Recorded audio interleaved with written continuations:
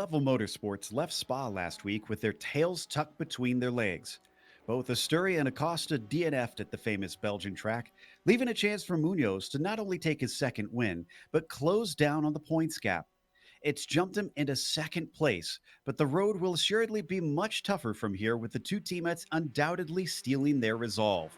We'll see which directions things shift towards as we get ready to watch round 7 of the PRL GTE Sportscar Series. You'll see it all live here on the Global SimRacing Channel and the iRacing eSports Network. Hi, I'm Joe Peak, and with me in the booth is Ossian Puhaka. Behind the scenes is our director, Sean Crackers Ambrose, and he's using cameras provided by Dougie Beard. Road America has already seen the GT4 cars take to the track last night. In case our viewers didn't tune in and want to know what it's all about, let's head to our track guide to learn a little bit more about Elkhart Lake. Welcome to Road America. Nicknamed America's National Park of Speed, it's easy to see why just by looking at how the track is laid out. Long straights are a major feature, and drivers will build up incredible momentum before they find themselves interrupted by tight 90-degree corners. In fact, for a 4-mile circuit, it has shockingly few turns. It also has little in the way of variation in layouts. The main course is only broken up once with a single chicane added in the bend version. But don't take this to mean that it's a boring track. Elevation change happens many times over a lap, with a few places taking you into corners which are quite blind. But two of the turns on the back half of the course are perhaps the most distinctive. One is the carousel with its more than 180-degree radius. It just feels like it never stops. The other is the kink. Terrifyingly fast with very little runoff, it can end someone's race in a flash. As you'd expect, the heavy braking zones make for some ideal overtaking spots. Turn 5 sees plenty with its downhill entry. The hurried downs can offer drivers a chance at a sneak attack if you're brave, and then Canada Corner gives you one last shot before the lap is over. It's no wonder major organizations such as IMSA, IndyCar, NASCAR, and the SCCA all host major races here. All in all, many drivers rate this track as the best track in North America. Many who hop in the seat and try it can quickly understand why.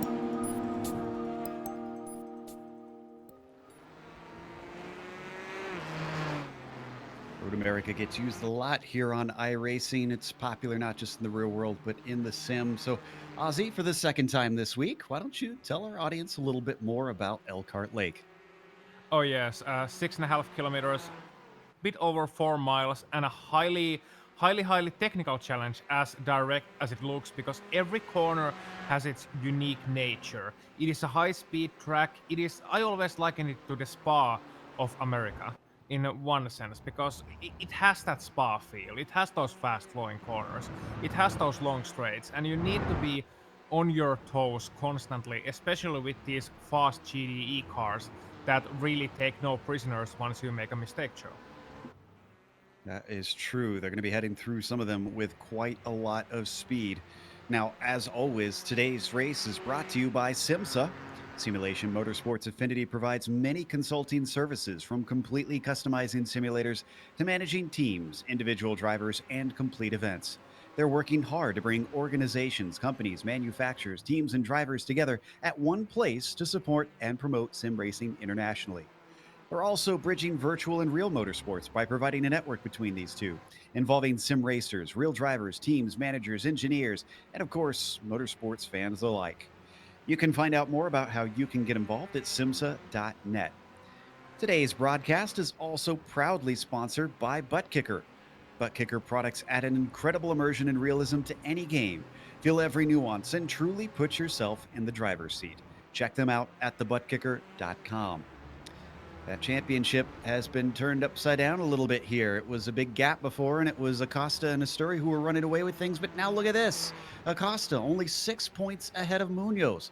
Asturi down in third, barely 14 points back, but he was ahead of him last round. Rodrigo Mies winds up in fourth after that, only 18 points back from Acosta with his no score.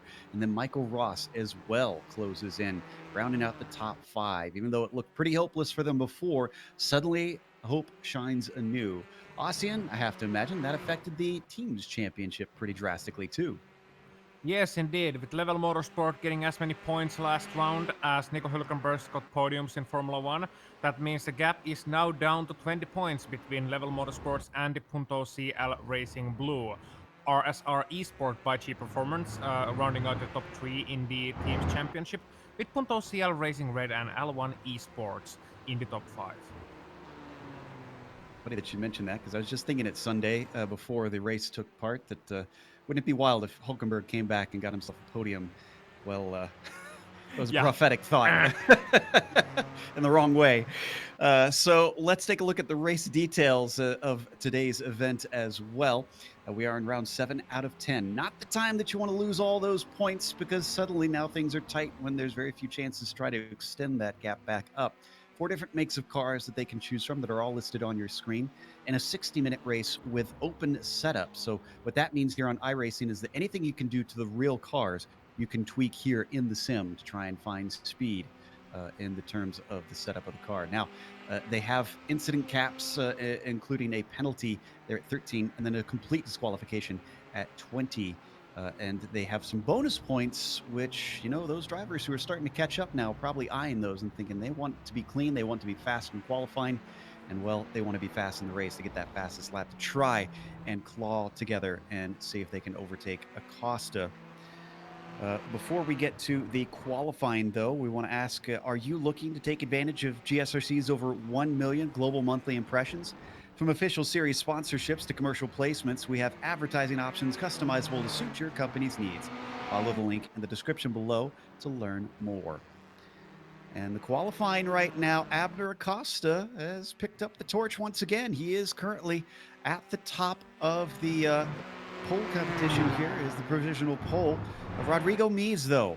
Only 4/1000ths behind him. Considering how long the lap is around here, over 2 minutes long, that is incredibly marginal. Just a sneeze of a difference around this track.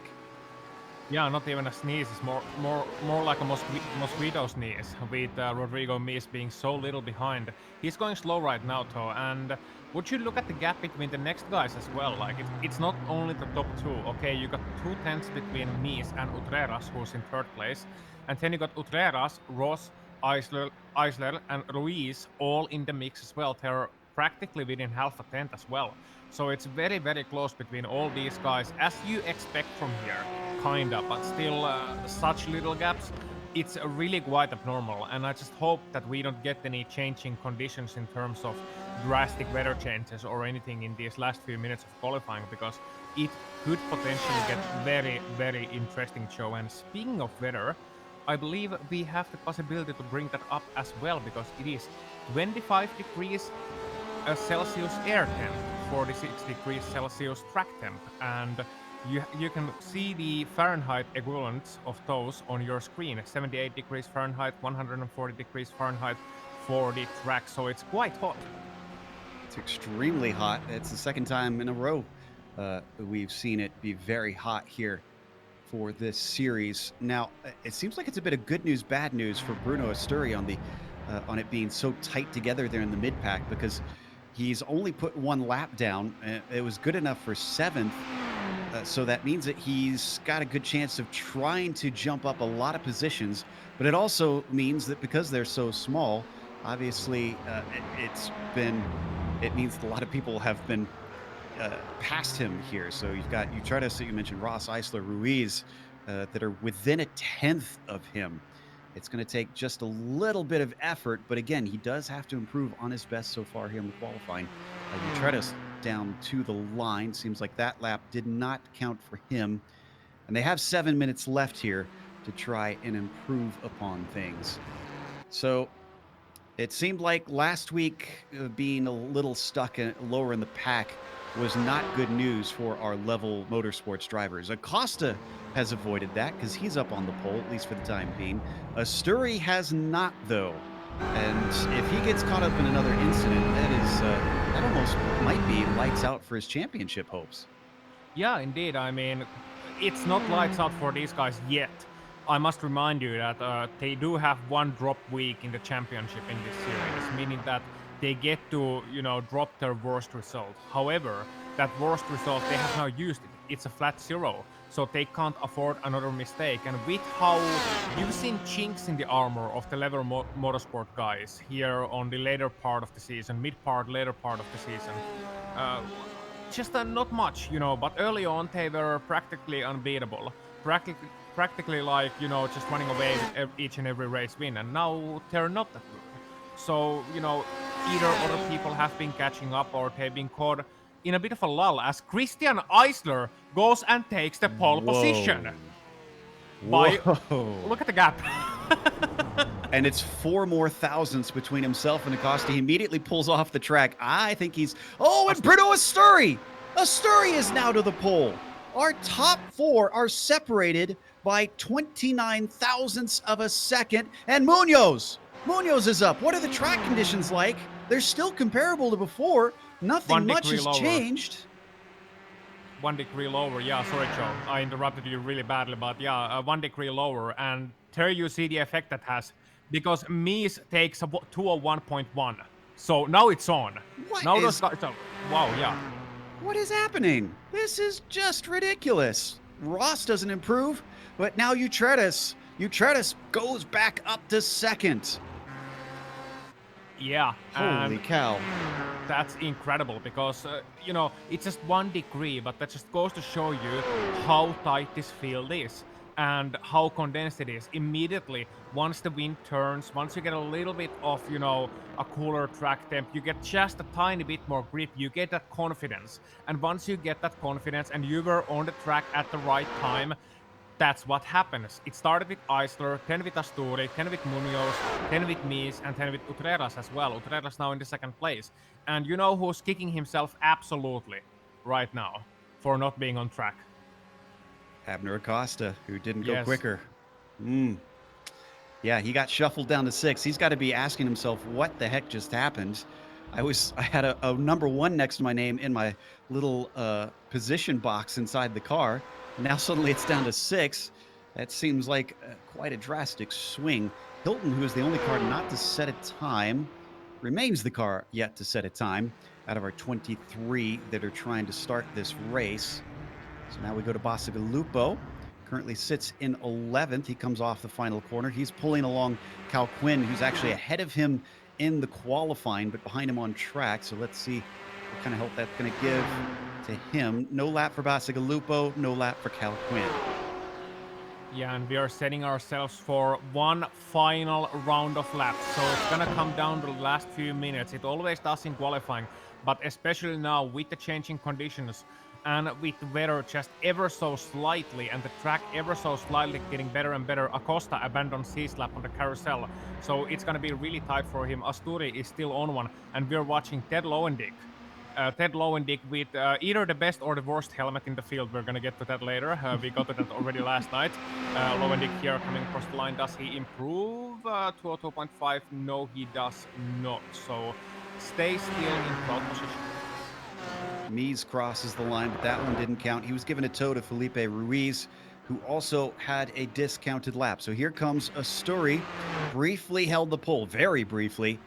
And he's going to see if he can take 0.3 off of his time. No, he cannot, as he looks to be, as he was on an outlap. Paulo Munoz, who finds himself in 3rd now.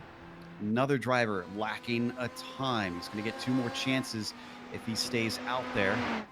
So all of our front runners that improved last time through either went back in and came back on an outlap or could not find time on the next one through. Russo, who is coming up the hill, he sits in 9th place, 201.898. Doesn't go any quicker. Drivers having all kinds of trouble with the track limits here today. Yeah, and Russo still trying for another one. And here we see Hilton coming across the line. Does he get a lap time? Yes, he does. And he goes 21st. So still a little bit lower down in the field, but it's not over yet for him. He's got to stay out there and keep trying. We're down to under 2 minutes, which means drivers are now starting their final lap, their final flying lap. And Bacigalupo pulls over, decides he's had enough. He's not going to try and improve after that. Eisler, what can the Iceman do? He's got the 727 wound up off of the final turn and wound into the pit lane. No, he stays out. Looked like he was going to head in. His 201.464, is that going to stay put or does he go faster? No. That looks like his last try starts now. Lowendick up to the line. 72 goes faster by about 3/10. And that unfortunately is not going to give him a position. He stays P12. Yeah, and I'm watching Paulo Munoz, who is not on a fast lap right now, mind you, but he's gearing up for one. He's going really slowly at the second to last corner, the Bill Mitchell bend, and then to the last corner he comes, and he's actually saving his tires a little bit, I think, for a good run here, trying to get a good exit off here to the final corner, and here he comes. As we are watching Abner Acosta, can he improve on his time? Abner Acosta currently 6th. No, he can't, so stays in 6th place, and Munoz should be on a fast lap, should be a cracker. Just with 25 seconds left, he crosses the line and will be on hunt for a pole position. By the way, Joe, tidbit here. We got 3 different brands in top 5. That parity is looking really good. Rafael Russo doesn't improve. Next car across is going to get the checkered flag. That's going to be Mies. So is this going to extend his gap on the pole? No, looks like it's a slow one. So Mies just getting a few more laps in. Pime Jr. does go faster. A 202.2 puts him up to 14th. Then you've got Felipe Ruiz, our winner last round. Last lap does not count for him. He stays put. Yeah, so just a couple of guys left with their chances. You see Eisler there coming through Canada corner. Munoz, by the way, outside of your screens, made a mistake. He will not improve. So it's going to be on Eisler to crack that top 3 with the Porsche. He's currently sitting in 5th place. Already his best qualifying all season. But can he improve even on that show? No, he can't. Made a mistake on the final corner. That hurts. 2 wheels in the dirt. That is not what you want. So he's going to abandon it and take it down to pit lane. Cal Quinn having a lot of trouble coming out of Canada corner, so I doubt this is a fast lap for him. Let's see. You said Acosta made a mistake, correct? Because I see him next up the line. No, Acosta, I didn't say anything about him. It was Paulo Munoz who made a mistake on his lap. But yeah, Acosta, he's coming next across the line and will be interesting to see if he can actually improve on his lap. So he's the final one out of who is still in top 5 contention pretty much out of the realistic contenders. So let's see if he can improve on his final lap coming up to the hill now. 201.467 to beat, and he does a 201.431, and that's a minor improvement, but it does take him into top 5 at least. That's the last of our cars to try and qualify. Things completely flipped around from what they were before earlier in qualifying. Because remember, Asturi was stuck down in 6th while Acosta was on pole. Now Asturi's in 2nd and Acosta is in 5th. So that brings us to the grid, the starting grid here today for round 7 of the PRL GTE Sports Car Series. Let's go through that starting order. Rodrigo Mies is on the pole. He's going to take that bonus point. He's still 4th in the points, so that could be critical for him. Asturi will be starting in 2nd place with Javi Utredas starting in P3. You got Paulo Munoz on the outside of row 2 next to him, and Abner Acosta seemingly not having the best of qualifying for part of this season. It's starting to become a concerning trend, and he's down in 5th.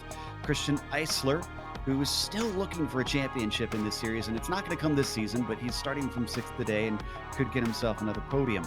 Michael Ross starts from 7th, and Felipe Ruiz will be P8.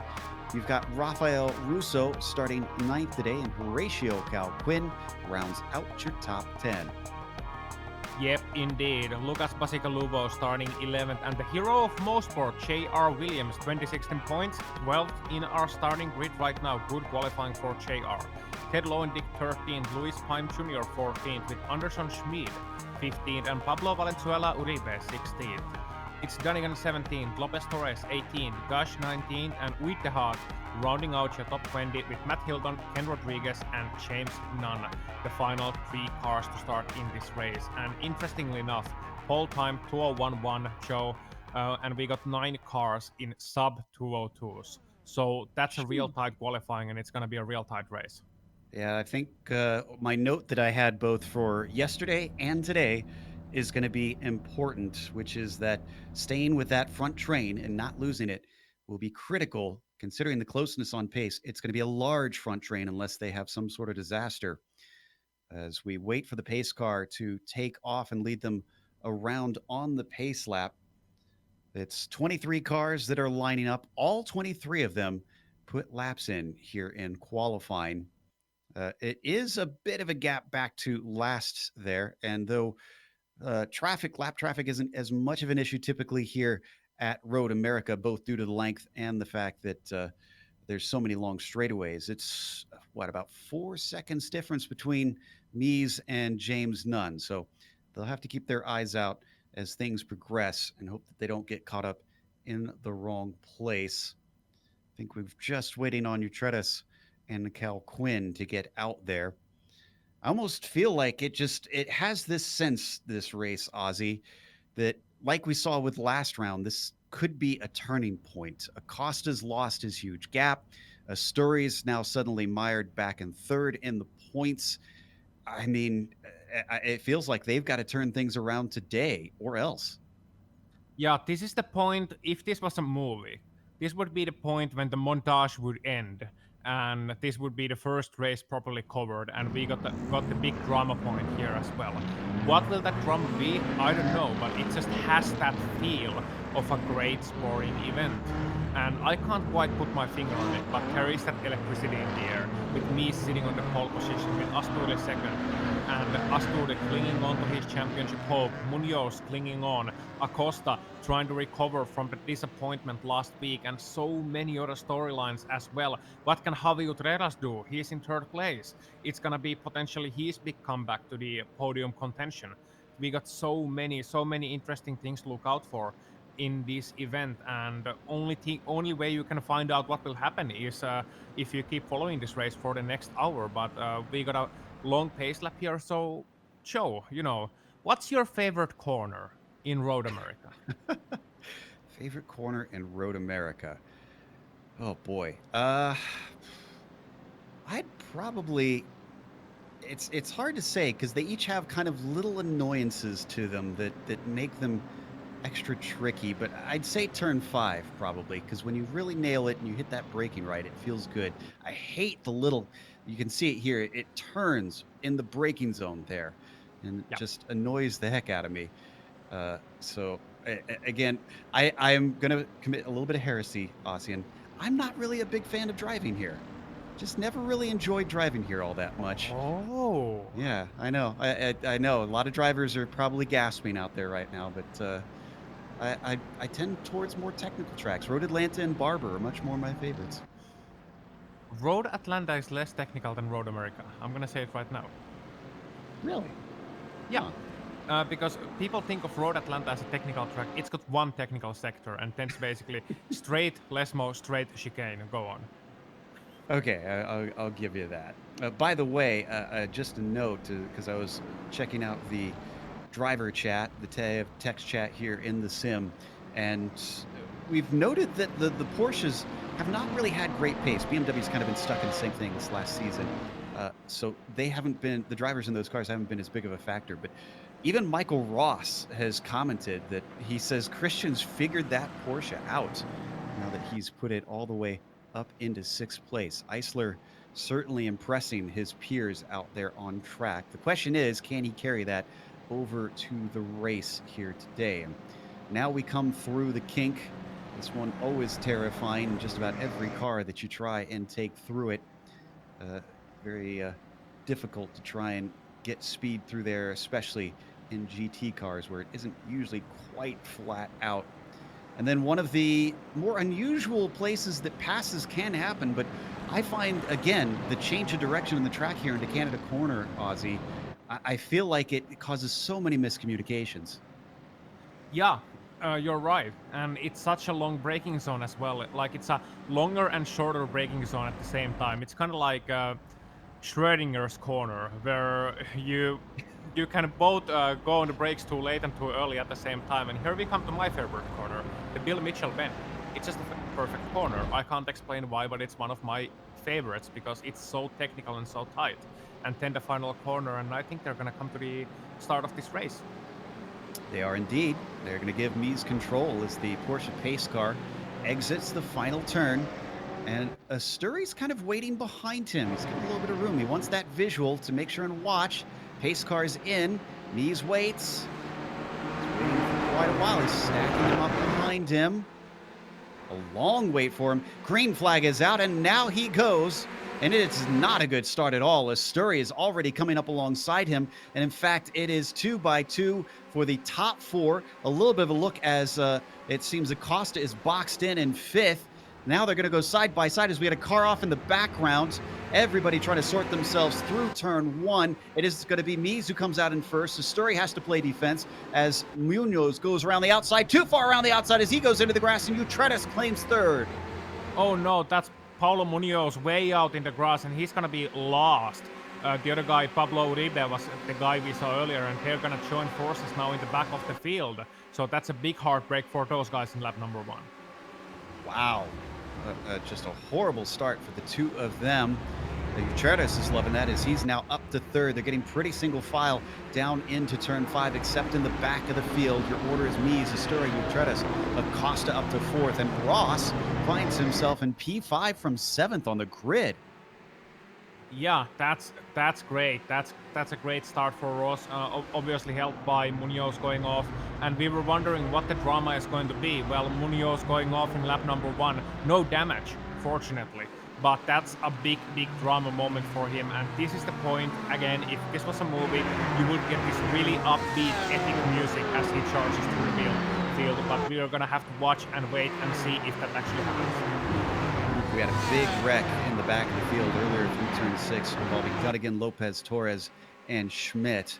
They all managed to get it going, but they actually got Dunnigan up in the air when they got hit. So that probably did some serious damage to the car. Now, as we come back live here to look at the battle for second place, that is Asturi trying to hold off the Ford of Utredes.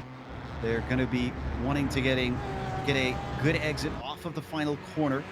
And number 10 did a decent job of it. Behind them, keep an eye on Acosta because Michael Ross and that matte black Ford GT got a very good exit, but I don't think he's got the lack of downforce because he starts to lose out as they get closer and closer to turn 1, and he doesn't even take an attempt at it. He was lifting, yeah. He was lifting already earlier on in the straight, well, earlier on, but coming to the braking zone, he was lifting a little bit, and I don't think he wants to harass Acosta too much. He's a smart driver. He knows that Acosta's got the pace. I mean, Abner's, he's been a champion for a reason many times, and he wants to give him that chance, but now he's got such a good exit. Oh, he's still lifting, yeah. You're gonna see Ross lifting a lot there. So, thinking about fuel early, maybe, as Asturi has a bit of a bobble down into turn 5. Utredes, does he want to try and sneak it up the inside? He thinks about it. Doesn't look like a serious attempt, but it does shake Asturi off the apex yet again. And he stays tucked right underneath that rear wing. Out of turn 7, 2 wheels in the grass. Bruno Asturi, that dramatic music is getting louder and louder as we keep seeing mistakes come out of the second place car. Yeah, you would get about 10 camera changes within 20 seconds there. But Utredes, he's now biding his time. He's looking for his chances. He knows he's got Asturi, if not on his back foot, then at least leaning towards defensive stance here. As Asturi, he can't right now focus on trying to catch up to Mies, but he has to take it to the absolute limit at the kink. I love watching these 4 GDs go through the kink. They're absolutely on the edge. A little bit of connection issues for Asturi too, and that has to be affecting Utredes' confidence going side by side, because when you can't see the car really, when the car's blinking in and out, it's kind of difficult to gauge where they're going to be. But so far so good for Utredes and Asturi. They haven't come together quite yet, and behind them still Acosta and Ross trying to catch them up. Mies is certainly one that's loving this too, because it's allowing him to stretch it out to about 1.1 seconds. If they go in much farther back at all, they'll probably be fully out of the slipstream effects, but slipstream is working well for second place because Utredes is through, and that looked like a lift from Bruno. Yeah, I think Bruno realizing the situation. Meanwhile, further back, we got 2 by 2 actually for 15th and 16th. The reason I bring this up is that this is right ahead of our championship contender, Paulo Munoz, who is there sitting in what is now the 17th position as he gets past Ken Rodriguez. So he's trying to get those positions, and this is an interesting charge. And will he try it into turn number 3? Oh, you betcha he will. And nothing Uiteha can do there other than watch and learn as Munoz goes by. So it's not quite over for him yet. He's actually 13.8 seconds behind the leaders last time by. No, I'm sorry, that's wrong. He's 14.6 seconds behind the leaders. So less than 15 to the lead. And shades of Rodrigo Mies last week, perhaps. This is very true. By the way, let's take a look at that incident as we go back to look at this first lap here in turn 3 with Munoz. Acosta went way too deep into turn 5. Still didn't lose the position to Ross, even though he easily could have stuck his nose up the inside. But Acosta similarly looking kind of shaken like his teammate is right now. This is the run up to turn 1. You Yeah, see the start car in the replay. background go off. Yeah, that's gonna be Uribe. Uribe going off in the background here, and a couple of cars actually having a bit of contact there. Few guys going 3 wide, and 10 here as you come. Munoz is gonna go off. He's gonna be on the outside and just pretty much outbrake himself. 2 wheels on the grass, and there you go. Grass doesn't have good grip, so he's gonna try to turn it in. But as said, very fortunate to have no damage there.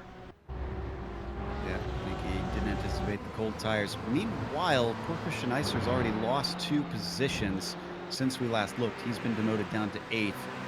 Both of those happened quite a while ago. It's Russo and Ruiz who are in front of him.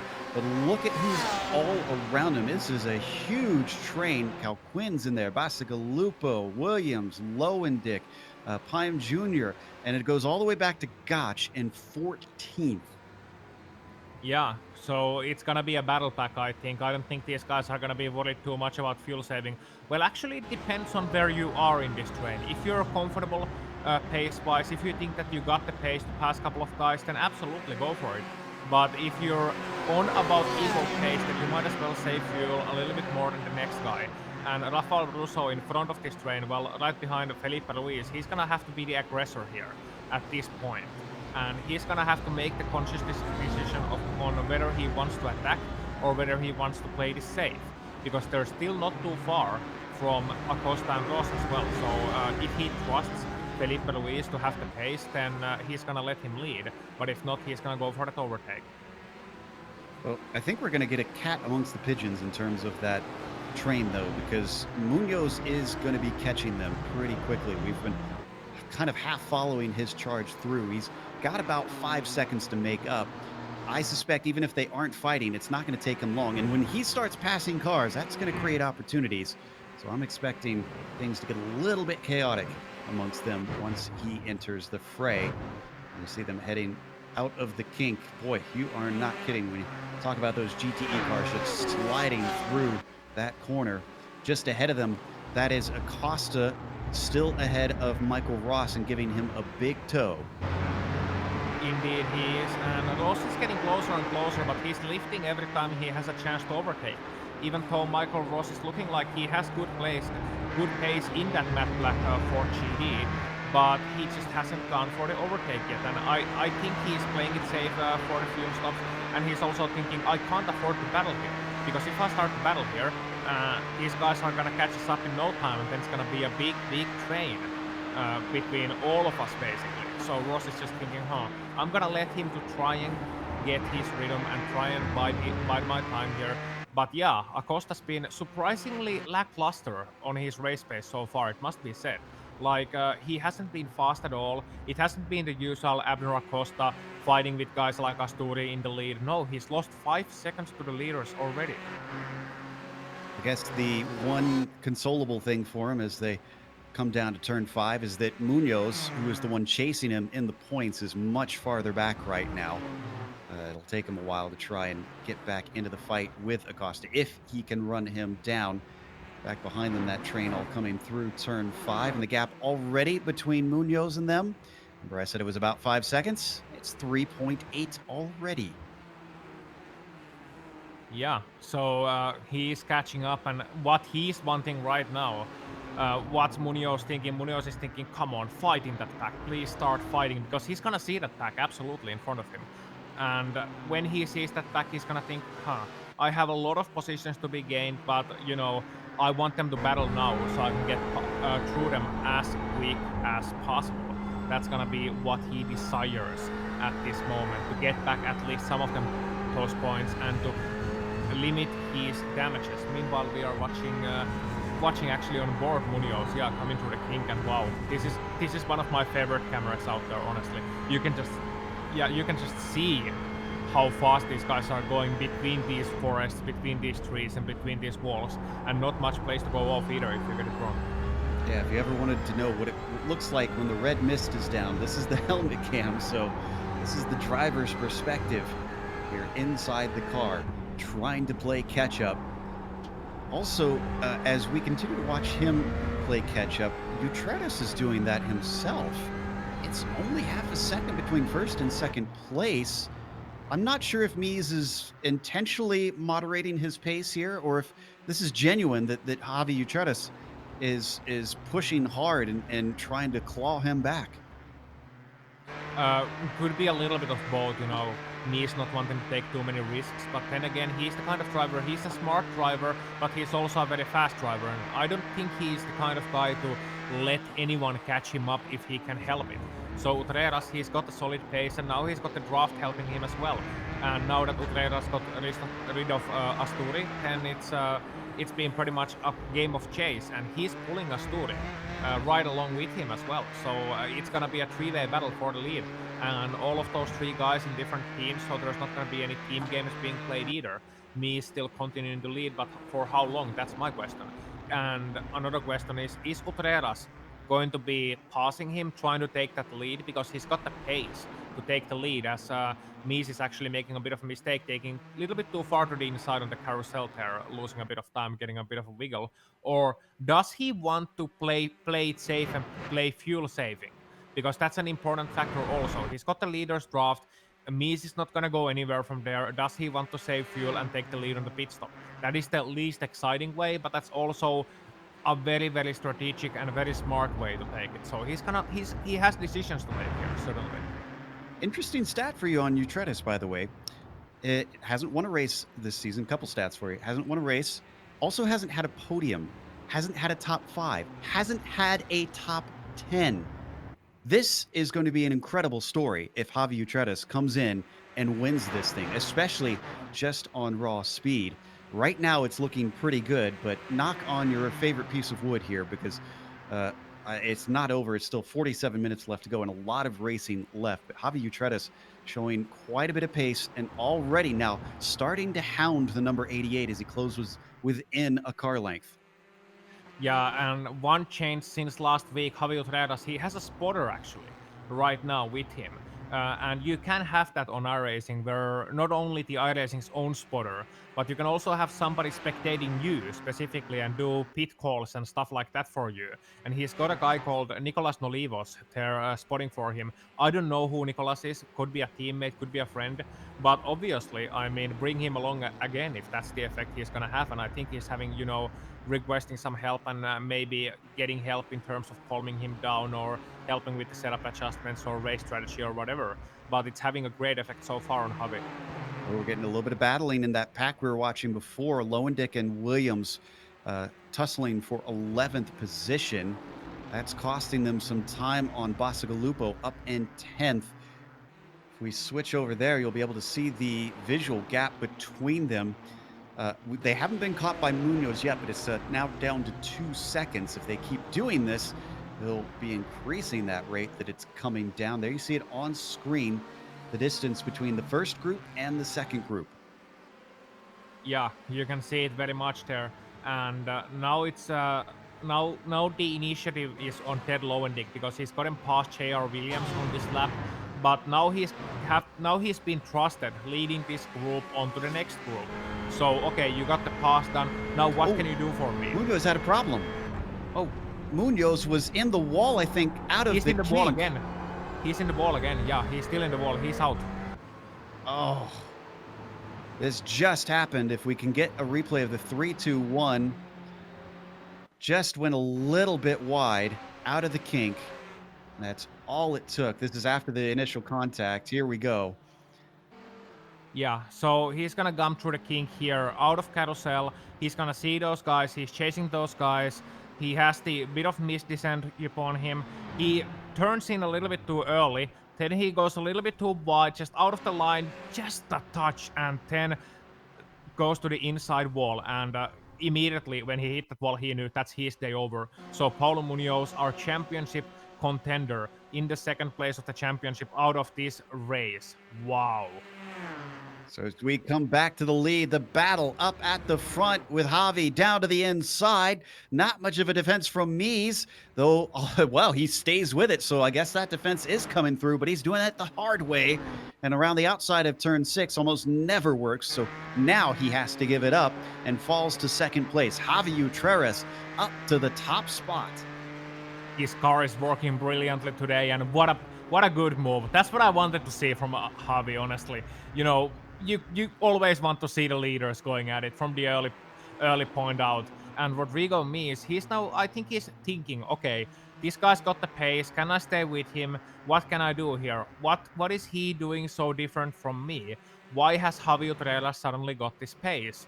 And Mies is following him through. Whoa! That's a big moment through the kink for Rodrigo. Mies manages to save it, however, and it goes to show you how difficult it is to suddenly drive in the dirty air.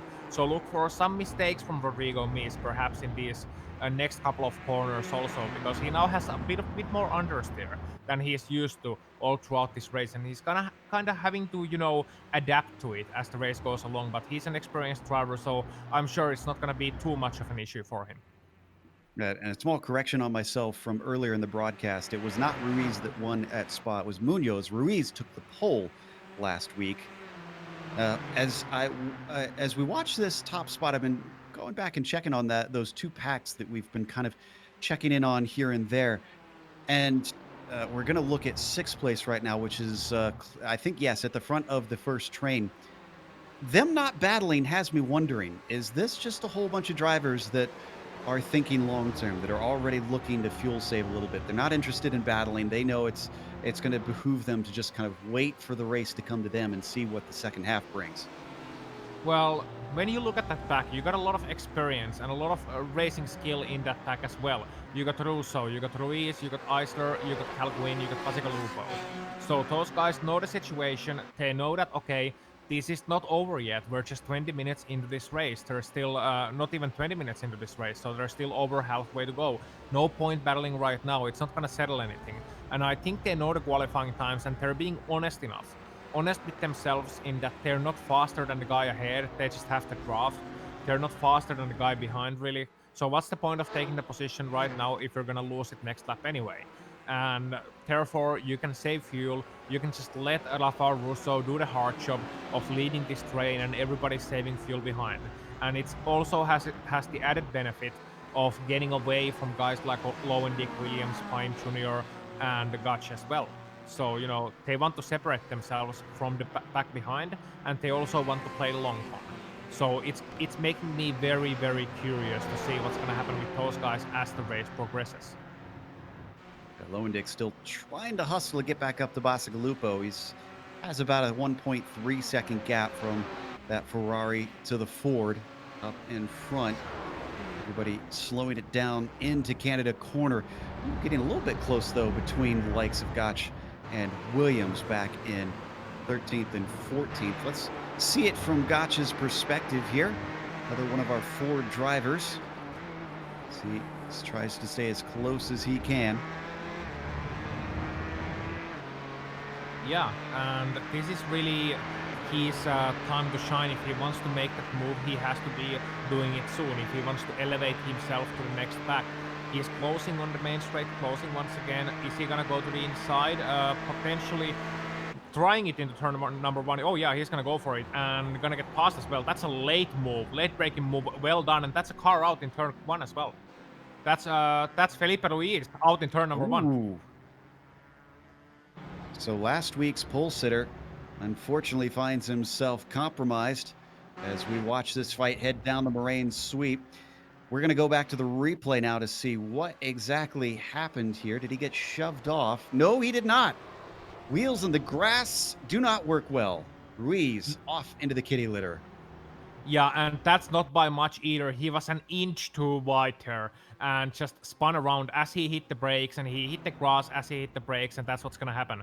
So Ruiz feeling a little bit silly after that one probably, but he still has time and he didn't hit anything, so that's a good thing. So taking a look now at seventh place. This is, of course, Christian Eisler. Starting to become the head of the train because Russo's pulled away by about 2 seconds now. I don't know if Christian had some sort of mistake happening, but he is well out of the draft. Well, let's stay here, but a quick update. Bit sad news for Matt Hilton fans. He was all the way up to 15th, had gained a ton of spots, and then he lost it coming out of the final turn. I think he may have clattered the wall a little bit there as well, and he's fallen back to 19th. So he's got to do that work all over again. Coming through Canada corner here for Christian Eisler is Punto CL Racing Team teammate of Cal Quinn, following behind in his Ford. Don't expect pit stops at this point in the race. There's generally not a whole lot of variety that this series puts up here in the GTE cars. Most everybody follows the philosophy of waiting as late as possible, and especially on a draft track like this, I imagine it'd be somewhat foolish to duck away early. Yeah, unless you got a big pack ahead of you or you want to make some sort of gains while people are fighting, then it might make sense. But otherwise, it's the fastest plan on paper and usually fastest plan on track. Now, as we are watching the leaders here briefly, I wanna mention something about Eisler and why he's lost so much time to Russo. The reason is that he was actually drafting Felipe Ruiz, so he was kind of like following Ruiz, and once Ruiz was out of the picture and Eisler half a second away, then suddenly Rafael Russo has a chance for a breakaway here, and he's utilizing that chance really well. But watching the leaders are really impressive so far. Again, knock on your favorite piece of wood, whatever it may be. But, you know, Utreras has been really, really impressive so far in this race. I mean, I was keeping an eye on what the gap was between Munoz and Acosta, but that's sort of a moot point anymore. By the way, Munoz our only DNF so far. Dunnigan did get back out after extensive repairs from his opening lap accident. None has been in and out, but I don't think that is scheduled either for the number 75. Still 22 cars out on track here today. We're going to go back to that seventh place spot to Christian Eisler with Cal Quinn still riding very closely behind. Both of them keeping it tidy, coming through the kink and then up towards Canada corner. They are pulling away from Bacigalupo now themselves, and Bacigalupo is certainly continue to hold that gap to Lowendick that we mentioned a little bit earlier in this broadcast. You can see as we ride on board with Eisler looking back, the distances between the cars. So while it was a bit of a train, a bit of a procession earlier in the race, things now starting to break up a little bit, looking like it's getting to be harder and harder. Did the tires wear out a little bit quicker when you follow that closely to the car head and the wake? Yeah, absolutely, because you have to work the tires harder, and you have to work the tires harder to, you know, get the car turned into the corner. You're braking a little bit. Well, you're saving fuel, so that offsets it a little bit. But still, under braking and turning in the corners, especially in the fast corners, which Road America has a lot, like turn number 1, the carousel, the kink especially, and Canada corner, kind of the Bill Mitchell bend. You know, you're working those tires hard, and you want to keep the rear tires in shape. And we've seen what can happen with these cars earlier this season if you don't keep those tires in shape. So people are gonna have to really consider when to attack. It's kind of like distance running in that sense, but your stamina is your tire life and your fuel. So in that sense, you have to consider your attack. When are you going to attack the guy? And do you still have reserves left? Can you afford to attack someone, or do you have to wait and see further on? By the way, something I want to mention about our leaders is that Utreras and Mies have been slowly dropping Bruno Asturi. That is correct, because it's about a second back to the number 16. Ooh, did he go wide there through the kink? I think he was a little bit wide. We're riding on board with him now to see how he can handle this car, this bright yellow and black Ford GT. I'll be honest, I ran cross country back in my high school days, and pacing myself was always the most difficult part for me. I could never really quite feel out how fast I was going. Wonder if Bruno's suffering the same fate here as the car drops off, and another little bobble coming off of the final turn costs him a couple more hundredths. Rodrigo Mies riding just behind Jutretis after being overtaken. It almost looks like Mies kind of was willing to let that happen, knowing that he could use this to his advantage for the remainder of the first stint. Yeah. Oh, sorry, Eisler's in. Did Eisler have an Oh, issue? that's He interesting. did. Eisler had a wreck coming out of the final turn, and that is why he's coming down to pit lane. Here's the replay. Oh yes, here we're gonna see Isler coming in there, turning in normal. It goes normal so far. Oh, he's gonna go too wide. Yeah, he's going too wide and to the inside wall. You don't wanna do that. And again, Joe, we've been talking about inches, absolute inches. They make the difference. They make all football a game of inches, but I think racing is down to centimeters practically. And oh man, they have no spare car in this series, so Eisler is looking less than stellar and probably won't look very good for the remainder of the race, even if he returns after taking some spare parts. Meanwhile, we've back to the leaders through the carousel. Utretis ahead of Mies, ahead of Asturi. Maybe Bruno was listening to us because look at this. It's gone down by 3/10. It's now 7/10 of a Yeah. second between P2 and P3. Yeah, and last time by, Utreras had a bit of a slower lap. He had a 203.9 rounded up, and Asturi had a 203.3. The gap was a little bit larger at the start of the lap. So it's gonna be interesting. Now they let Asturi back into the draft.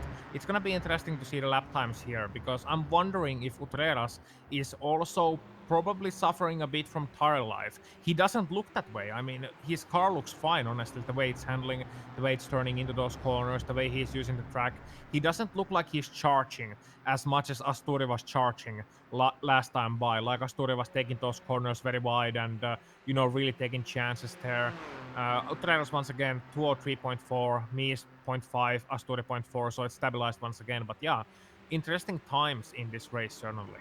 Let's stay put here, but I can tell fans of the 727 car, Eisler returned to the track after just small repairs, I have to admit, but he's down in 20th.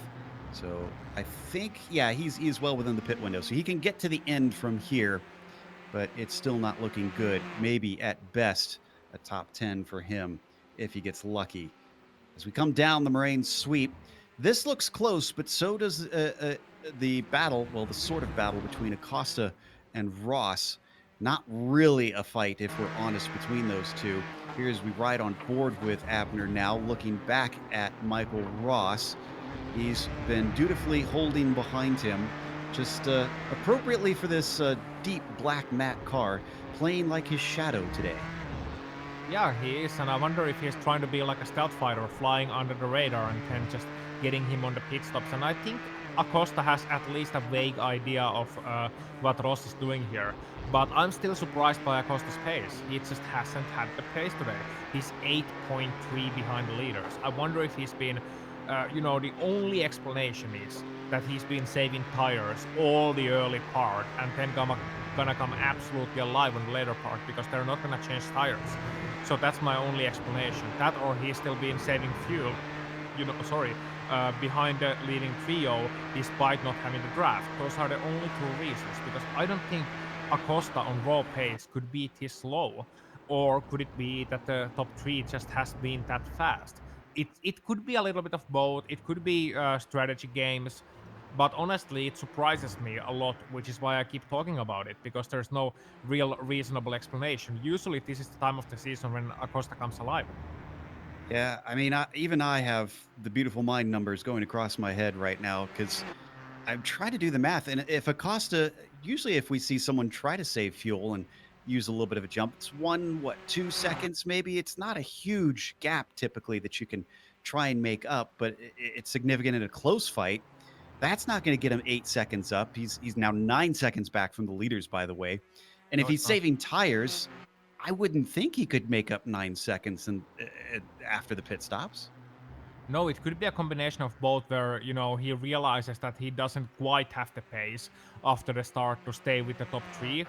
He lost the draft, and then he's just playing it safe and not, falling into the trap of going too hard in order to try and catch up to them. Because I've been, expressing my 100% theory many times on this channel, especially in the last couple of broadcasts, but I think we're gonna talk about it again, Joe.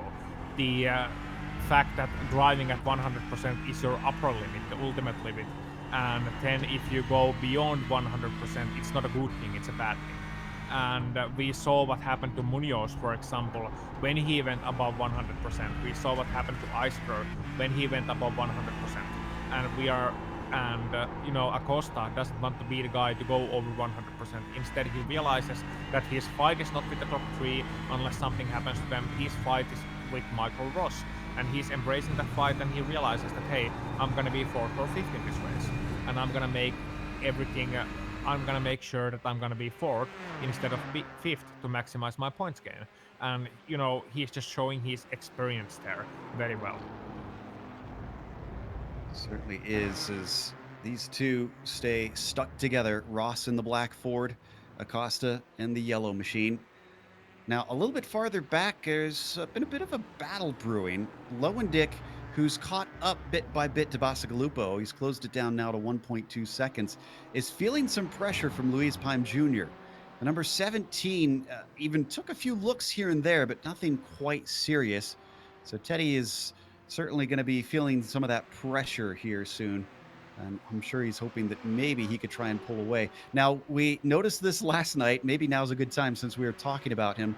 If we want to go on board with Teddy and see if we can get the Oh no. rear view Oh mirror. no. Well, we're not going to see it on the helmet cam, that's for sure. As, wow, closing Yeah. in there in the, oh, we don't have a rear view mirror here in this machine. So, oh, we're not going to get to see. Dougie doesn't have any cameras facing the helmet cam, but for those that missed it last night, playing to our egos, Teddy put all of our faces, myself, Ozzy, and then a third commentator, Peter, who sometimes jumps in here, uh, on his helmet just so that he could get some more screen time. It worked, but it also made us laugh a lot. So kudos to Teddy for a good gag that caught us off guard. And speaking of Teddy, do you know what's the most adorable beverage you can have after a race? Okay, you got me. What is it? Teddy beer. Good one. 'Cause, right now, Teddy is got himself up to ninth after starting this race in 13th. He's been climbing forward. I'm sure he would like to get a little bit farther forward, drink champagne instead, but a podium probably a little bit outrageous at this point. He doesn't even call himself a teddy bear. He prefers Slick for his nickname. We are starting to get to that pit window opening. Well, I mean, pit window has been open, but to where drivers think it's realistic to come in. We're 27 minutes left on the clock. Expect drivers in maybe what, about 20 minutes left up there in the upper left? Yeah, 22 minutes. It's a long lap, so they can't really afford to, go for that one extra lap, and it's gonna take a lot more saving to go for that one extra lap. And Utreras and Mies are now going pretty much equal lap times in front, and they have dropped Asturi a little bit further back once again. Ooh, So they're, yeah. Ross is going for it. After sitting patiently behind all race long, Michael Ross sticks it up the inside, and Acosta doesn't fight it. He lets him go through. For the first time all race, Ross claims P4. So he's in his target. That's what it's gonna mean. These drivers are, when you're talking about fuel saving, they use external software usually to calculate fuel targets and see how much they're using per lap. And they're using, let's say it's gonna be 3.5 liters per lap. And that's about 1 gallon or something. I don't know. My conversions are way off. But yeah, 3.5 liters per lap, 3.5.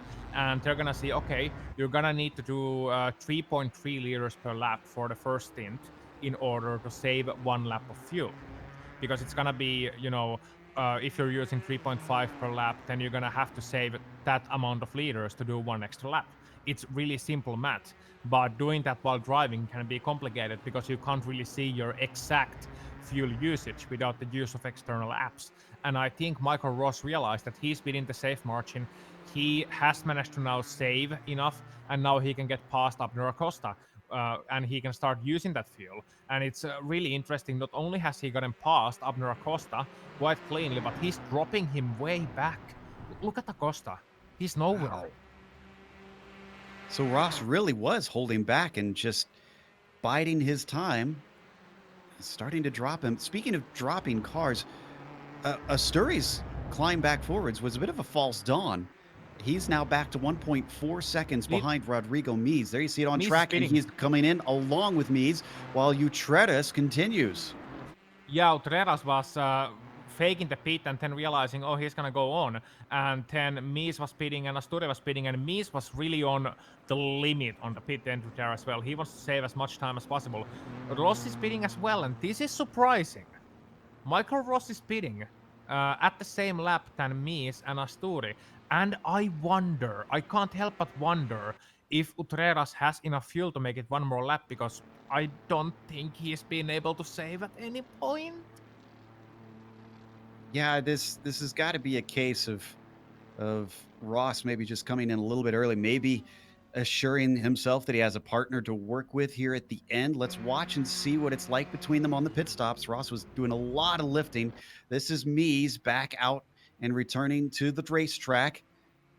That was Asturdi following him out. And that's a Acosta short and stop Ross for. gone. Yeah, that's a short stop for Rosso. He was a little bit fueling just a little bit less, and that's the advantage you have when you have extra fuel, is that you can fuel a little bit less, or you can be more conservative without losing time to your opponents. And those guys really now are no longer saving anything, and that's the good part. This is when this race comes alive. We got the strategy down. Now it's all about driving, mano a mano. And I'm still watching Utreras. And I'm kind of, okay, I'm talking, so I'm not holding my breath, obviously, but I'm still kind of, just expecting almost that car to start stuttering any moment now. But it looks like he's gonna make it.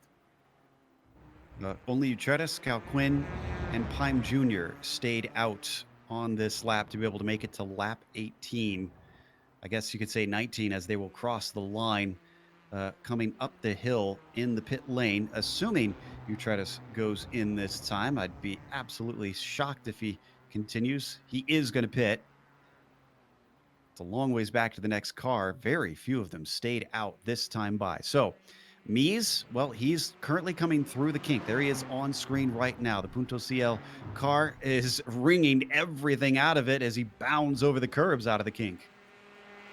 Yeah, and now if you want to watch the pit stop times and compare them with each other, you can go to GSRC.tv on your phone or your browser window or your laptop or your pad or whatever you use.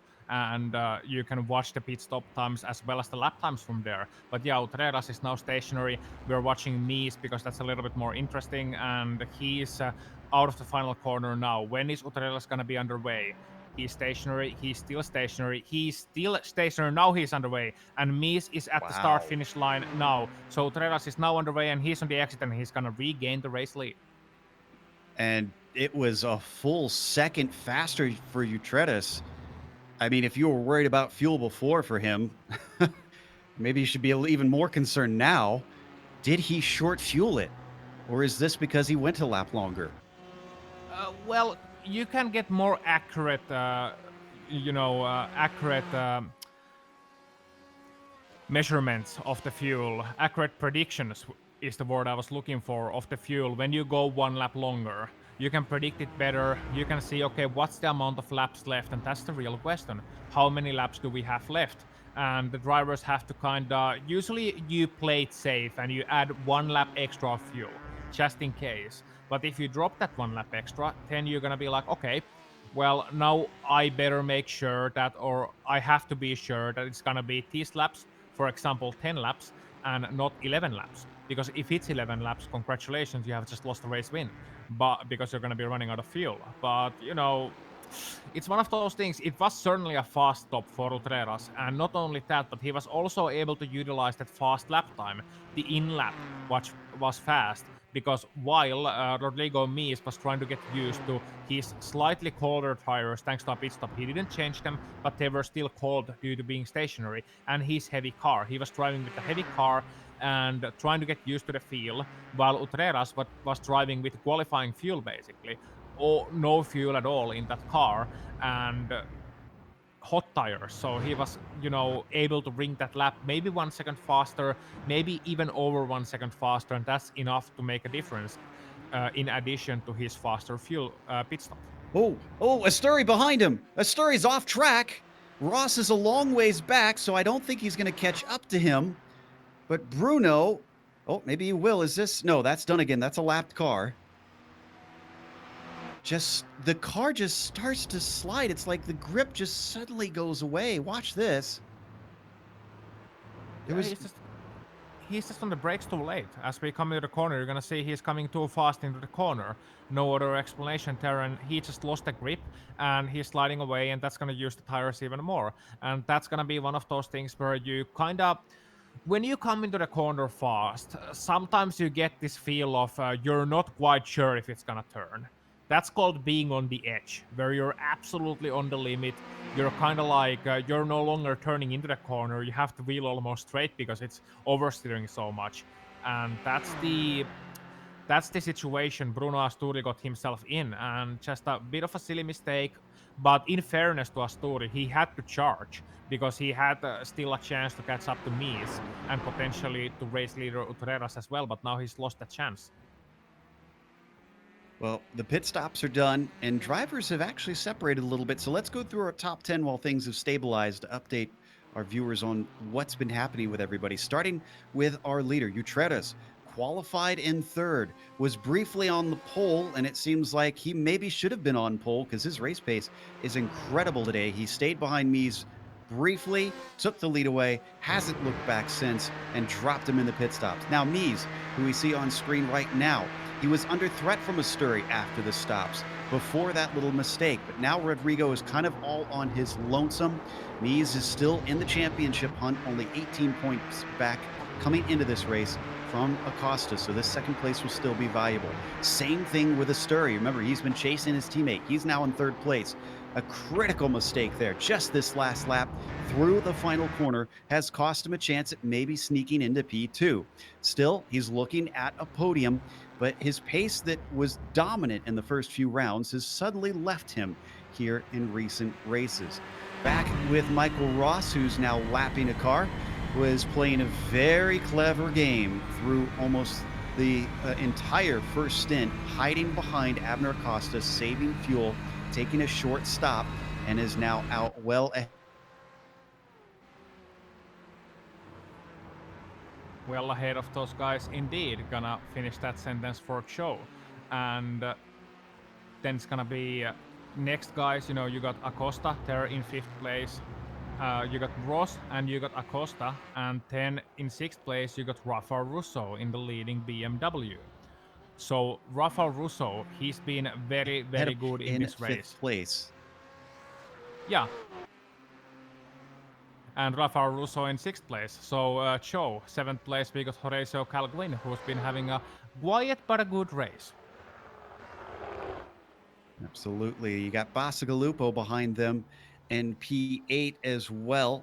He was trying to hold on to the back of the train that he was a part of. Didn't seem to really net him much in the way of positions if he was trying to save fuel there, but that Ford is still going to get a nice top 10 today. Luis Pime Jr. was fighting with Ted Lowendick earlier. He did get that spot in the end, and that has promoted him to 9th. And Teddy, who was vying for screen time, did get a little bit, and now he's going to get a little bit more. He's in 10th, but he's under threat. Gotch and Williams right back there. Yeah, indeed. And J.R. Williams started 12th. Mentioned how good of a starting position it is for him, and he's still in that 12th place. And he has a chance for top 10 if he plays his cards right, because there's no real threats behind him. He's got Gotch ahead of him, and he's got Lowendick ahead of him as well.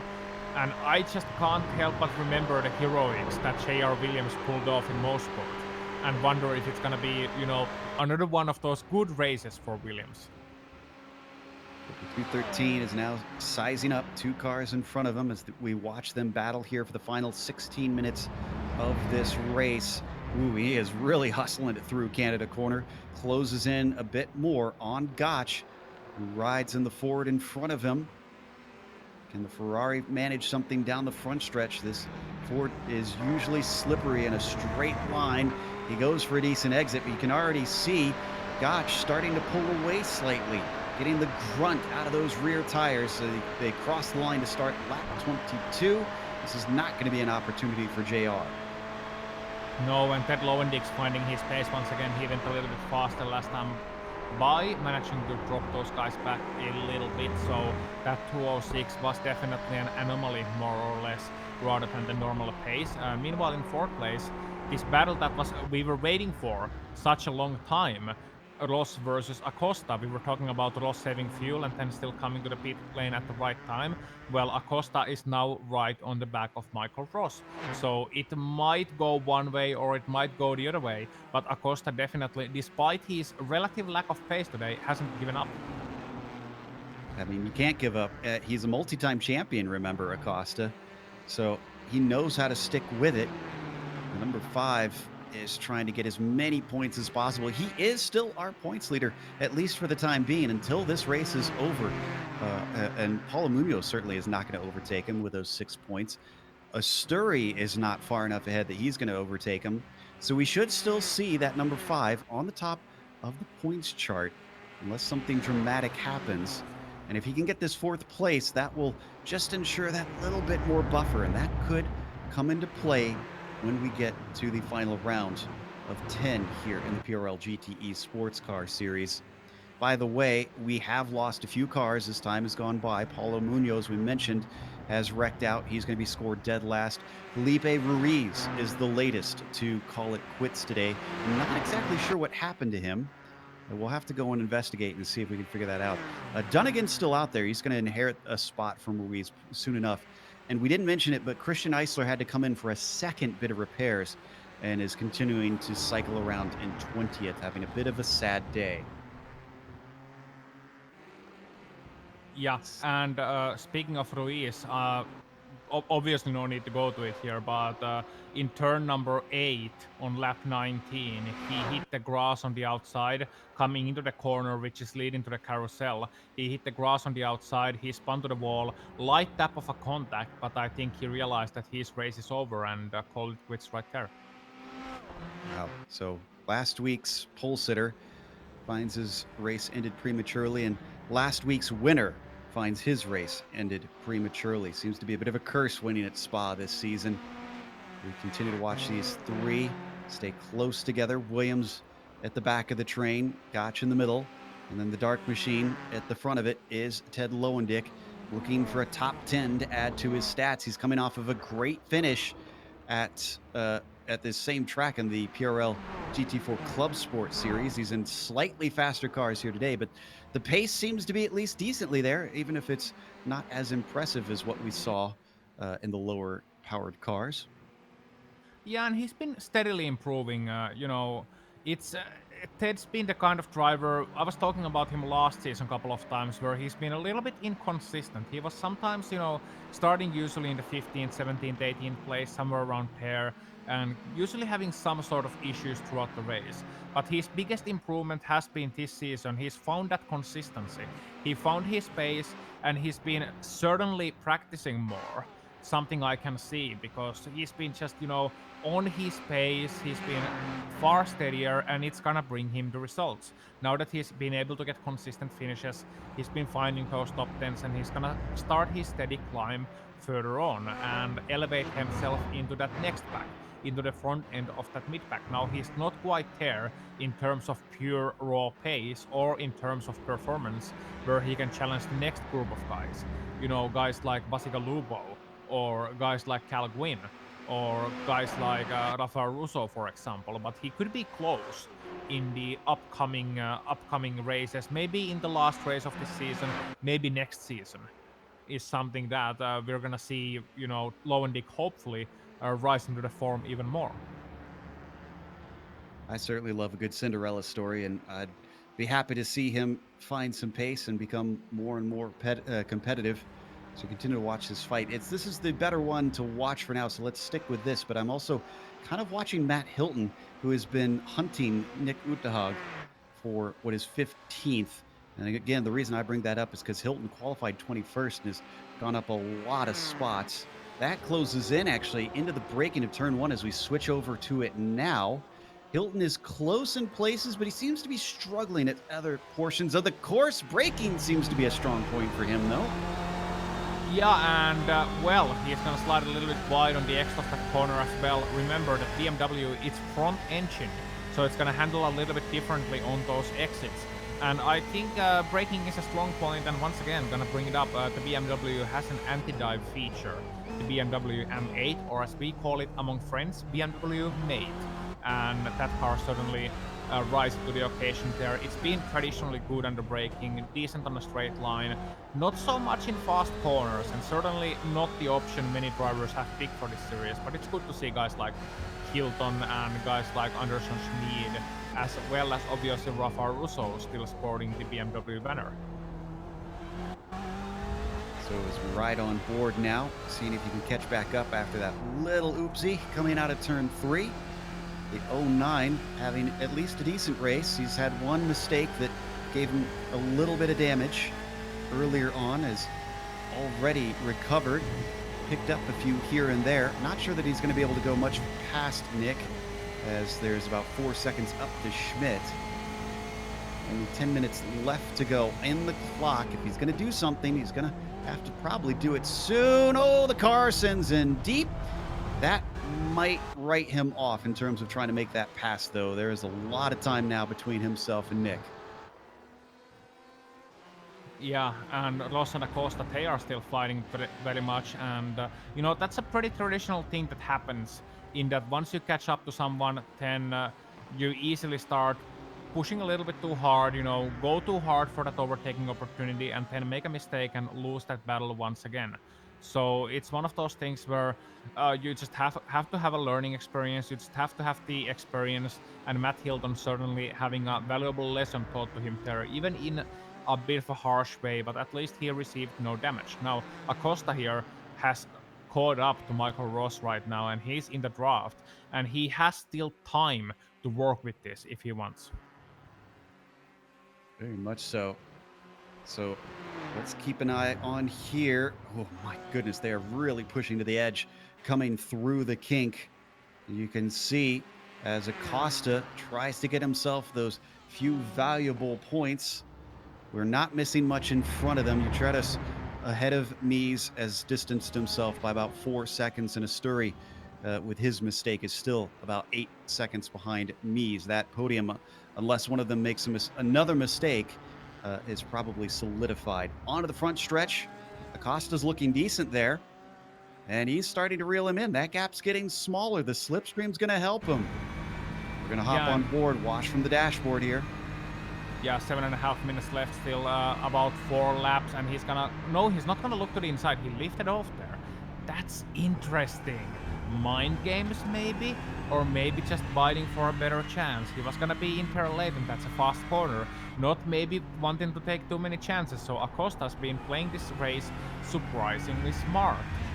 Well, not surprisingly, because he's past champion, but you know, he's been showing real patience and real discipline in this event, because it can be hard for a past champion to accept that you're slower than the top 3 guys and you don't have the chance to catch up to them. But he's been making best with the cards he's been offered, and right now he's really playing this game right, and I'm really impressed. And that's one of the qualities of a champion. And after round number 10, after all said and done, if Abner Acosta wins a championship this year, this could be one of the defining moments. Why? Yeah, I'd call it a maturity that we're seeing out of Abner Acosta. Kind of reminds me of Colton Herta in IndyCar lately, talking about how if he doesn't have the car for the win, you know, he just brings home a 3rd place car, a 5th place car, just racking up the points. And Acosta knows that as well. He talked about his multiple championships. He certainly knows that it's probably not worth throwing away a potential 5th just to try and get a 4th place. He has fallen back slightly maybe another good run up the front stretch will offer him something better. That's also something that we hadn't mentioned in there. Is that was a good reconnaissance though for him up that front straightaway, knowing exactly how much he could gain. Yeah, that's true too. Of course, it's gonna depend on how good of an exit you get out of the last corner, because really in the front straight, the most important bit is here. How good of an exit do you get? And once you run up that hill, you come over that hill, you really, if you make a mistake, it's gonna hurt even more because you're running up the hill and the car's gonna be slower accelerating up the hill. Granted, these cars have a lot of power.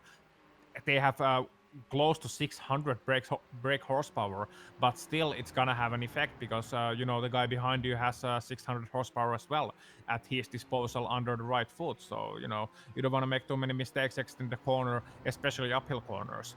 Behind And them, behind yeah, them, Bacigalupo's finally got Cal Quinn, and he is going to manage to get by into turn one. He used that slipstream to great effect, even though Ross and Acosta could not. Let's take one more look at that. That was a long time coming between those two. So that probably felt very good.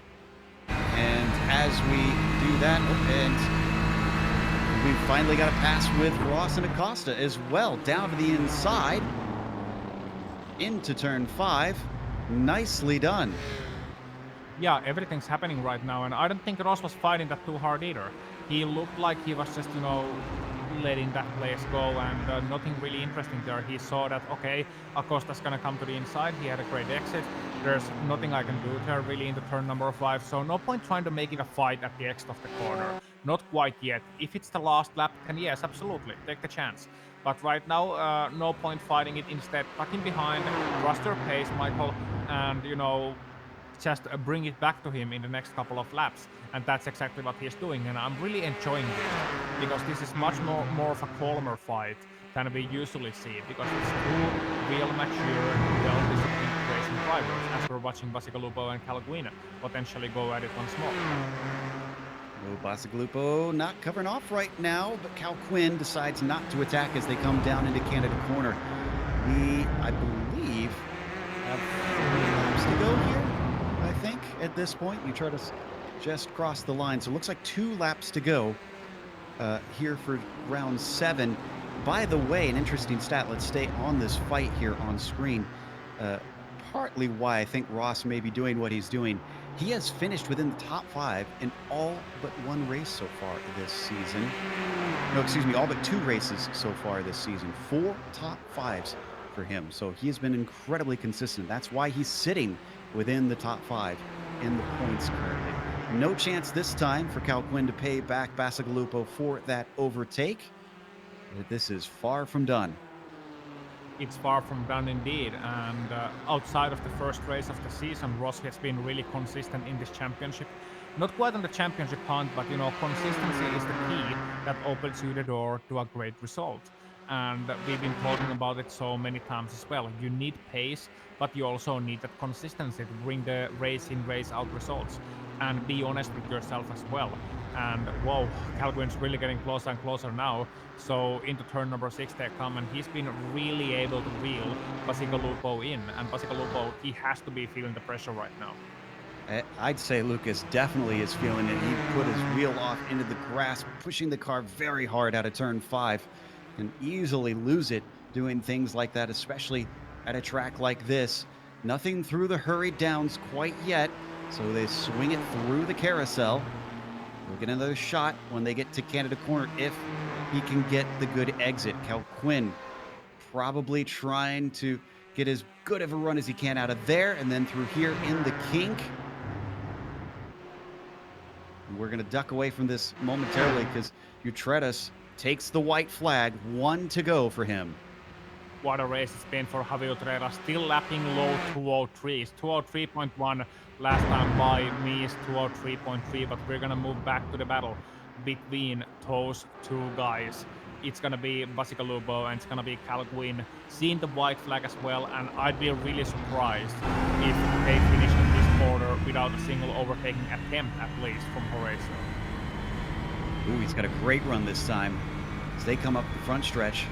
Cal Quinn trying to reel him in, trying to do what he can on that very low slung Ford GT defensive move from Lucas down into the first corner. He's going to make him work for it. We've seen a lot of over-unders here over the years, but no, it's going to be around the outside. And Cal Quinn somehow finds the grip at the very end of the race on the gray, dirty line. That was incredible, and he did so well to hold it around the outside. They were so close on the apex of the corner. I was sure they were gonna make contact. My heart skipped a beat, but no, great job by Cal Quinn, the ex-Counter-Strike pro, coming in clutch on that play. He takes a defensive move. He doesn't trust him down into turn 5, but Bacigalupo does not attack. He goes for the over-under instead as they come off the corner. He gets a little bit of an overlap. Is that going to be enough? Tries to send it in deep. He's given space there. Cal Quinn once again on the outside and once again trying to defend. It switches back to the inside. They make contact this time, and Bacigalupo has to back out now that the elbows are out. Yeah, and Bacigalupo, I think, I'm not sure if they made contact or Bacigalupo just straightened his wheel, because that was like Bacigalupo, Lucas realizing too late that, you know, okay, he's not gonna be able to hold it around the outside. We have to duck away from the fight. It might still continue on here, but we've got to show our leader, the number 10 of Javi Utreras, is going to get his first top 10, his first top 5, his first podium, and his first win of the season in one race here at Road America. Incredible drive ahead of Mies, who finishes in second, and Asturi claiming another podium. Indeed, and Cal Quinn and Bacigalupo still battling on. Bacigalupo looking a little bit further away, and he needs a great exit from the last corner. He's got the entry just right. He's got the apex just right. Does he get early enough on the throttle? No, it doesn't look that way. He tried his best. It's going to be very close to the line, but it is going to be Horacio Cal Quinn taking that 7th place ahead of the driver of the sister team, Lucas Bacigalupo, and a great battle between those guys on the dying minutes. Koch tried to keep up with Lowendick, but Lowendick is going to get himself another top 10 to add to his stats. And then the last battle we've got, I mentioned him earlier, Hilton still chasing Utahag. If he's going to do it, he's got to do it now. Yeah, it's very close between those guys coming through the Bill Mitchell bend. Hilton has been able to catch up, and let's see if Utahag defends to the last corner. Oh, he's a little bit wiggly, and now Hilton needs a great exit, and it's going to be side by side right to the line. I'm not gonna call it now. It's to the inside. Hilton's gonna go to the outside. Who's gonna make it? 15th place at stake here. It's gonna be a dead hit at the line, but I think Hilton by the inches. Woo! 21st to 15th. We're gonna watch that one more time to give Hilton a little smile here, because he's got to feel good from that move. Look at this. There is about 1.5 feet between them at the line. And it wound up being 2/100ths of a second separating the two of them. The 09 with a great move, great exit. But that's going to take us to a quick break here on the Global Sim Racing Channel. We'll come back with the unofficial results as well as driver interviews. If you stick around on screen, you're going to see all the upcoming races here on GSRC.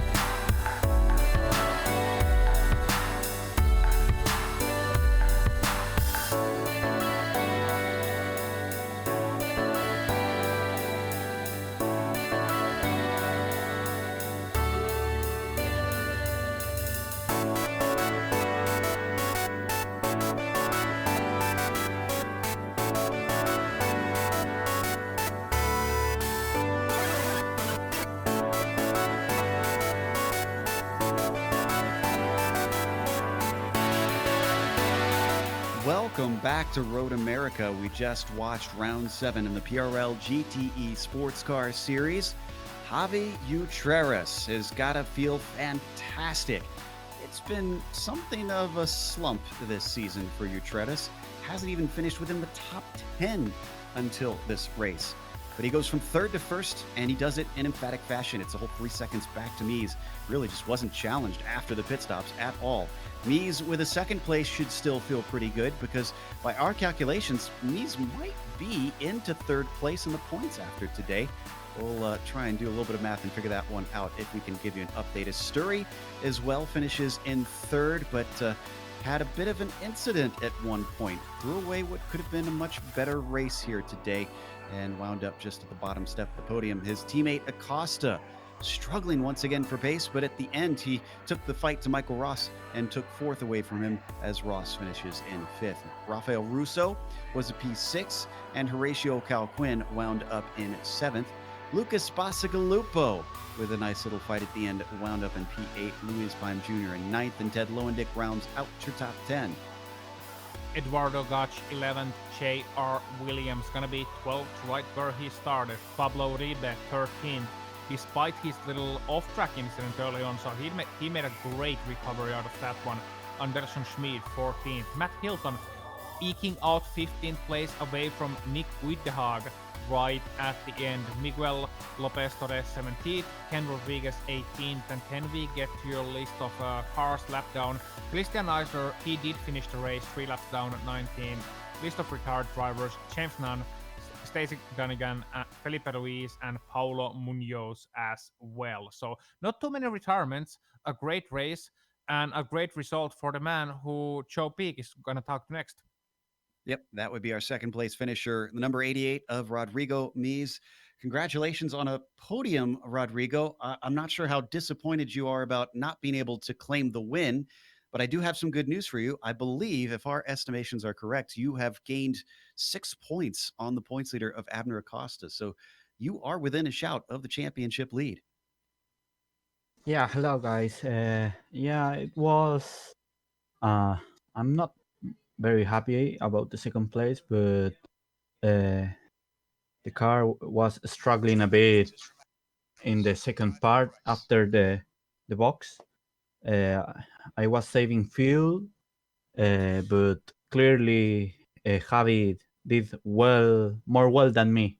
So I lost like 1.5 seconds, and from the box to the end of the race was only to drive the car. But I'm happy about the part that you said that I'm in the battle for the championship. We were work harder with the team to get more good results like today, and aim for the win. Well, it sounds like a good goal to me. Worth asking about how the car handled as well, because you talked about not having the pace after the stops. It was incredibly hot when the race started. It did cool down by the end by a few degrees. Did you notice the high temperatures, and did you set up the car for that, or was it just a struggle all day?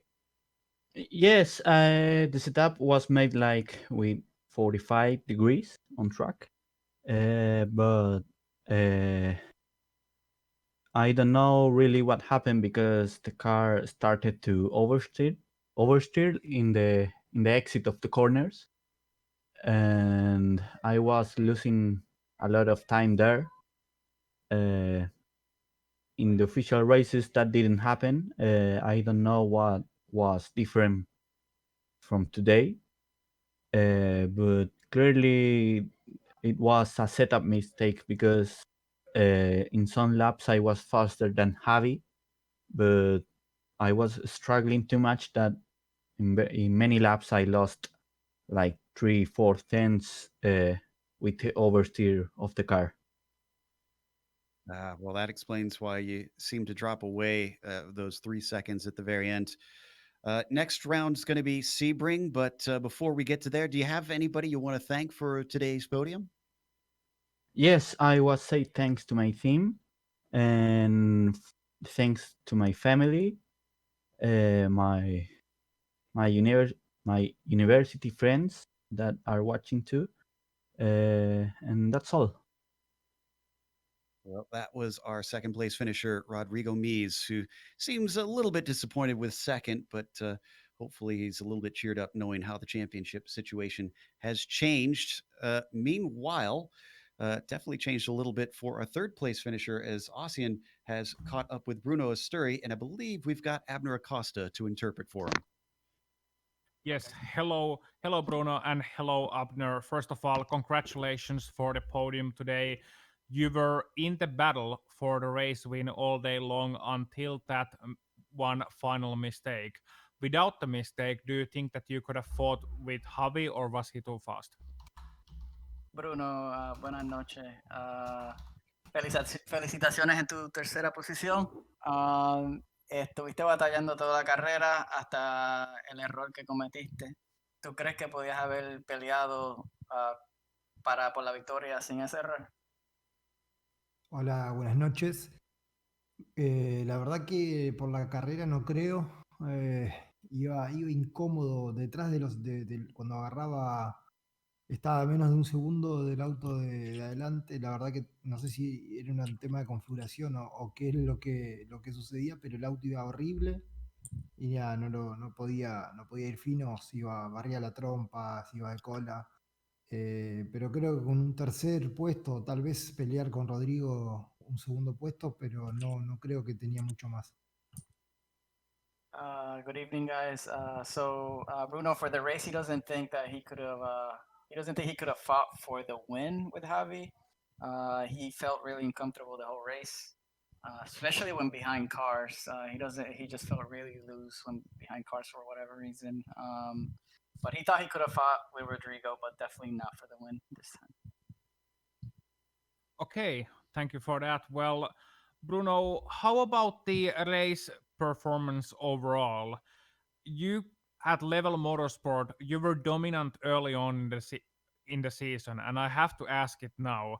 Later on in the season, has your own performance as a team been falling, or have other people been able to catch up? Bruno, en términos de performance, de cómo estamos haciendo como equipo en Level, que estábamos dominando al principio, ¿tú crees que nosotros, que la competencia está siendo mejor o crees que es otra cosa? Es una pregunta que también me estoy haciendo, porque al principio parecía que bueno, que estábamos un poco mejor parados, ahora está costando bastante estar ahí peleando por el podio incluso. Creo que han mejorado los demás chicos y también, bueno, nada, yo justo en las últimas dos fechas no tuve mucho tiempo para entrenar, para practicar, más en la última, en esta, la verdad estuve con una mudanza y recién pude agarrar el simulador ayer una hora y ahora una hora también antes de la carrera. Pero creo que la competencia está más fuerte, están más rápido los demás competidores. He's been asking himself the same thing because it's definitely costing a lot more to fight for even podiums now. When at the beginning, Level was dominating, but he thinks that obviously the competition has gotten better, but that also the last 2 weeks he's been moving, so he hasn't practiced as much as he was. But regardless of that, he definitely thinks the competition is getting better as well. Yeah, that's definitely the case. Well, gonna move on from Bruno briefly to you, Abner. Gonna ask you something about the same. I had that question kind of for both of you guys, but how about you? In terms of the championship, you are still leading, but Rodrigo Mies is coming closer. So on one hand, it was a bad result for Paulo Munoz, but on the other, Rodrigo Mies, he is looking strong. How confident are you regarding the championship? In regards to pace, I'm definitely not confident at all. After I think after the race that I won, which is when I switched to my rig, I'm still fighting to find pace. I'm way off pace that I had before. I also think that people have gotten better. Yeah. But I've noticed, like, comparing my times with VRS, I'm way slower, and I'm the past 2 races, I've honestly just been there. Like, I'm not catching anybody. So it's getting better. I feel comfortable in the rig and everything. I don't know what it is. I can't even tell you what it is. I feel comfortable. It's just the pace is not there anymore. Okay, well, fair enough. Thank you guys for the interview, and good luck next week. Thank you, guys. Have a good night. Thank you, gracias. Thank you. And next up, we have for the interview with Joe Peak, a very happy man, probably. Yes, indeed. Javi Utredes, the Floridian, takes his first victory of the season. But not only that, we looked at your stats, Javi. You are basically all or nothing. No top 10s, no top 5s, no podiums, and no wins until now. This has got to feel extremely good. Yeah, absolutely. I mean, unfortunately, the first half of the season, it was a little bit challenge for me to find time to practice it. And racing at this level, with this kind of competition that we have, you must practice. Unfortunately, I wasn't able to do that, but I was able to find time and spend a little more time the last 2 races. I mean, last race and Spa, we have a good pace. Unfortunately, a mistake stole the fight for the podium, and definitely this race, I put a lot of hours to practice, put the car, all the team helping and put everything together, and definitely pay off. I mean, very, very happy for the results, and hopefully we can continue to deliver this to the team. Obviously, we were watching you at the start. It seemed like you were at least threatening Rodrigo Mies, but then suddenly you made the move, and it looked like you had pretty good control of the race. But were you saving fuel up in front of him? Because that was a lightning quick stop. In fact, the fastest of any of the leaders, save for Lupo. Yeah. I mean, at the beginning of the race, I mean, I was waiting to see how we handled the first lap, and see how it ended up. I didn't want to risk anything. It was a little bit tricky in the first couple corners. But when I saw I have a little more pace on Bruno, I mean, Bruno was kind of all over the place. So I decided to pass him, and then I wait until I catch up Rodrigo and see what happened. I noticed that I have a little more pace, and I was saving some fuel, and I thought I have enough just to do the extra lap, and I decided to do the pass. And then I was able to save some more fuel, and the last laps were very, very tense, because I mean, I thought I have enough to make it happen. Based on my calculations, I was running very kind of short, but it looked like I have almost an extra lap. But I was very conservative the last couple of laps, trying to save fuel. At the same time, like I said, trying to control the pace with Rodrigo, because I saw that he was kind of getting closer. So I pushed a little bit more. But at the same time, taking care of the tires, because I know that will pay off at the end. And I do believe the result that we get is because I took care of the tires very well. So is this a case of you've taken the cork out and now the dam can open and you can maybe look at more wins? Is Sebring a place where you feel pretty confident about trying to repeat this performance? Yeah, absolutely. I love Sebring. Matter of fact, I live only an hour and 30 minutes away from Sebring, and I've been there with my car and I've been doing some laps there. So I love the track. Very confident that we can do the same work with the team and deliver, develop a good setup to be competitive. But once again, I mean, this series is extremely competitive. I mean, the guys are they race really hard and they're very fast. So definitely we need to make sure that we have a good car and take care of the car and stay on track, and hopefully we can deliver another win, because that will be the goal, and hopefully for the rest of the season as well. Again, congratulations on what is a pretty feel-good win, I'd say, for many viewers as well as yourself. Before you go, feel free to give any thanks or shout-outs that you please. Absolutely. Big thanks to Rob Cos, being the team manager of Radicals. He's been helping all the time in Cranfield Simulation, Track Racer, Drill Real Timing, U-Turn Wheels, Andrew David, TC Course, Pexeludes, and Sideways, which is our main partners. And I want to just take maybe 10 seconds of your time, because just today, I'm from Ecuador, and Ecuadorian team just decided to be one of my personal sponsors. And I know they're watching the broadcast, so if you don't mind, I'm going to say some words in Spanish just to thank him. And muchas gracias por la oportunidad de NRT iRacing. Es un orgullo ser parte de ustedes. Gracias por confiar en mí. Y qué mejor empezar esto con una victoria. Vamos para adelante y vamos a seguir con esto. So that's it, guys. Thank you very much. I do appreciate the opportunity. Looking forward to the next round, and hopefully have the pleasure to join you guys in one more time after the race. We hope so too. That was Javi Utreras, our winner here today. And just want to say to any drivers that ever want to give thanks or answer in their native tongue, don't be afraid to speak out, because we want you to be able to speak to all of your local fans as well. Before we go, we want to give a big thank you to our sponsors for the series. Of course, SIMSA is at Simulation Motorsports Affinity. That's SIMSA. Just lost it. SIMSA.net. There we go. I've said that a million times. And of course, the ButtKicker, which can be found at thebuttkicker.com. If you do want to advertise with us, make sure and check out our link in the description below, where you can take advantage of GSRC's over 1 million global monthly impressions. So definitely give that a look. Also, I want to thank the companies that provide the software and the hardware for our broadcasts that are listed here on your screen. Additional thanks go to June Lalonde, who provides our wonderful music. See the screen for how to get a hold of more of her great work. And thanks to the team today, Ossian, Sean, and Dougie. If you'd like to find out more about GSRC, including upcoming races, you can find it at globalsimracingchannel.com, or check out our social media, where our Twitter is at GSR Channel, Facebook, Global Sim Racing Channel, and Instagram, GSRC_Graham. If you'd like to support us, we've got a merchandise store linked in the description. It's gsrc.storeenvy.com. But while you go down there, if you see a big red button that says subscribe, if you haven't done it yet, click it so that you don't miss a moment here with GSRC. The next race is going to be at Sebring in a week's time. That's Tuesday, August 11th at 9 p.m. Eastern. We have upcoming races for other series, though, listed on the screen. So just check those out and mark them down on your calendar. Until next time, however, race clean, race hard. We'll see you on the track.